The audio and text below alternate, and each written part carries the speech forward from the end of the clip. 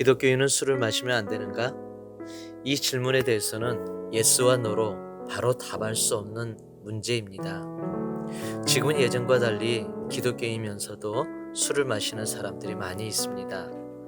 어떤 사람은 마음에 찔림을 가지고 어떤 사람은 아무렇지도 않은 듯 마십니다.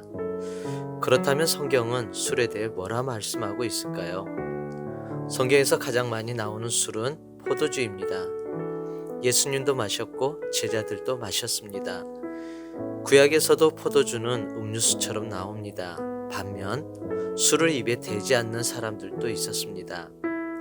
나시린은 하나님께 구별되어 드려져 포도주나 독주를 삼가토록 하였습니다. 예배 차례를 맡은 제사장들도 그러했습니다. 지금은 예수님이 단번에 드려지심으로 더 이상 제사가 필요 없게 되었죠. 십자가에서 죽으실 때 성소의 휘장이 갈라짐으로 더 이상 성전이 필요 없게 되었습니다. 예수님이 우리를 위해 죽으심으로 성전은 이제 우리 몸 안에 들어왔고 우리는 만인 제사장이 되어 매일의 삶을 통하여 예배하는 자가 된 것입니다. 고린도전서 3장 16절로 17절 말씀을 보면 너희는 너희가 하나님의 성전인 것과 하나님의 성령이 너희 안에 계시는 것을 알지 못하느냐? 누구든지 하나님의 성전을 더럽히면 하나님이 그 사람을 멸하시리라. 하나님의 성전은 거룩하니 너희도 그러하니라. 이렇게 기록되어 있습니다. 베드로전서 2장 9절 말씀입니다.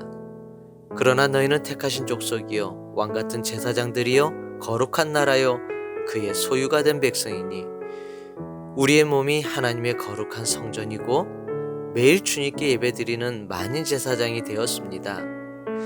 이 두 곳에 있는 말씀만 보더라도 술에 대한 문제는 충분히 답을 얻으셨을 것입니다.